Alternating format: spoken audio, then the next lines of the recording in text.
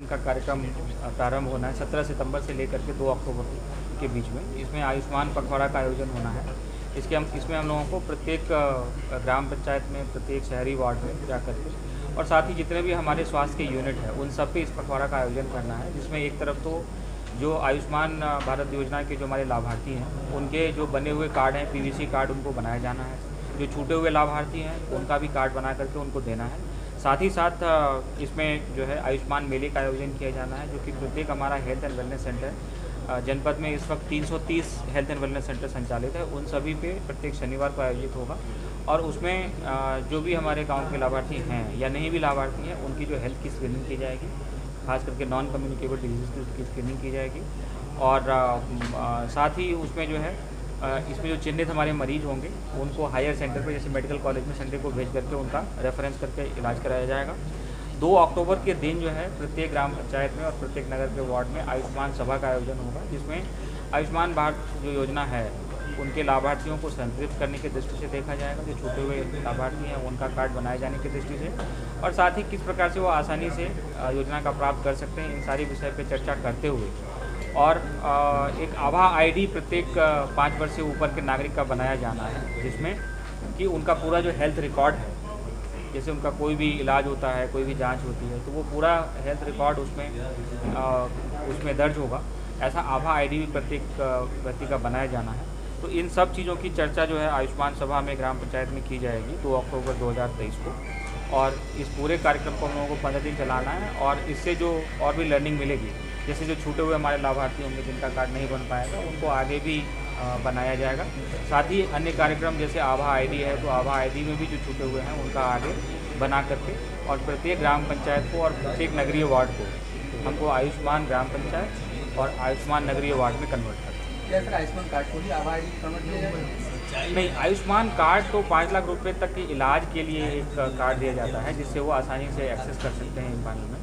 बल्कि आभा आईडी जो है प्रत्येक व्यक्ति का बनेगा, वो एक डिजिटल आईडी होगा, जिसमें कि उनका जो मेडिकल हिस्ट्री है, जो उनकी जांच की रिपोर्ट्स हैं, वो सारी चीज़ें स्टोर होंगी। तो ये प्रत्येक व्यक्ति का बनना है, जो कि आयुष्मान कार्ड जो है वो मुफ्त इलाज प्राप्त करने के लिए 5 लाख रुपये तक ये जो हमारे पात्र परिवार है उनका आभा ने बताया कि हेल्थ और वेलनेस सेंटर पर बनाए जाएंगे कार्ड। नहीं, कार्ड तो गांव-गांव बनाए जाएंगे। किसी एक ही डेट में कैंप चला गया? नहीं, मैं बता रहा हूँ आपको, देखिए ये भी बहुत बड़ा काम हो रहा है, सबको पता चलना चाहिए बात कि जैसे अभी 330 हमारे हेल्थ एंड वेलनेस सेंटर संचालित हो गए। यहाँ पर जो है कम्युनिटी हेल्थ वर्कर की तैनाती की गई है, जो एक तरह से वहाँ गांव में रह करके और जो छोटी जो समस्याएं हैं स्वास्थ्य संबंधित उनका तो हल वहीं पे वो कर देती हैं। अगर किसी को कोई गंभीर समस्या है तो उसका भी वो टेली कंसल्ट CHC से, जिला अस्पताल से, उसमें उनका टेली कंसल्टेशन करा करके उनका इलाज करते हैं। ये भी एक बहुत बड़ा काम हो रहा है, जैसे पहले एक लिमिटेड नंबर में जैसे हमारा पास CHC है या PHC है, वहाँ पे सबको जाना कई बार मुश्किल होता है। जो बुजुर्ग हैं, वृद्ध हैं, उनके लिए आसान है कि जैसे गांव में ही हेल्थ एंड वेलनेस सेंटर पे वो पहुँच जाएँ, वहाँ जो उनको अगर छोटी मोटी समस्या है तो वो वहीं पे उनको देख करके उनको दवाई दे देंगे। अगर उनको डॉक्टर के कंसल्टेशन की ज़रूरत है हायर लेवल से, तो उनका टेली कंसल्टेशन करा करके और वो इलाज उनका कराते हैं। तो ये एक बहुत ही अच्छी चीज़ है। अभी 330 जगह पे ये हो पा रहा है और आगे चल करके धीरे धीरे करके प्रत्येक गाँव में ये व्यवस्था हो जाएगी। तो ये जो है हेल्थ एंड वेलनेस सेंटर पर ही कार्ड नहीं बनेगा, कार्ड तो गाँव बनेगा, क्योंकि इसमें प्रत्येक आशा का आईडी बनाया गया है, जिसके माध्यम से कि वो कार्ड रजिस्टर कर सकते हैं। लेकिन हेल्थ एंड वेलनेस सेंटर पे स्क्रीनिंग करना, जैसे किसी व्यक्ति को अगर ऐसे लक्षण है कि उसको लगता है कि ब्लड प्रेशर हो सकता है या डायबिटीज़ हो सकता है या इस तरह की कोई डिजीज़ हो सकती है, तो उसकी स्क्रीनिंग जो है वो हेल्थ एंड वेलनेस सेंटर, ताकि अगर उनको हायर सेंटर के इलाज की ज़रूरत हो तो उनको वहाँ पर रेफर करते हैं। यस, ये तैनात रहेंगे और इस पखवाड़ा के दौरान उनके द्वारा काफ़ी काम किया जाना है और हम लोग कोशिश करेंगे कि इस पखवाड़ा में सभी हेल्थ एंड वेलनेस सेक्टर पे अच्छी तरीके से। एक सवाल जवाब है, बहुत सारे लोग अनफिट हैं, कैसे चलाएंगे सर? उनका अगर चेकअप करा दिया तो बहुत सारा देखिए अब ये जो है, देखिए नहीं, देखिए अब ये है कि अनफिट और फिट जो है ना, ये थोड़ा % टू % डिफर करता है। इसको हम लोग एक स्वीपिंग स्टेटमेंट से उसको हम लोग नहीं कह सकते, क्योंकि किसका क्या बॉडी का क्राइटेरिया है, क्या उसका पैरामीटर है। कोई आदमी आपको मोटा दिखता होगा, आप कहेंगे कि अनफिट है, लेकिन उसके अगर पैरामीटर चेक करेंगे तो पूरा आपको फिट दिखेगा, उसका सब टेस्ट एकदम बढ़िया है। कोई आपको दिखने में दुबला पतला दिखेगा लेकिन उसको समस्याएं हो सकती है।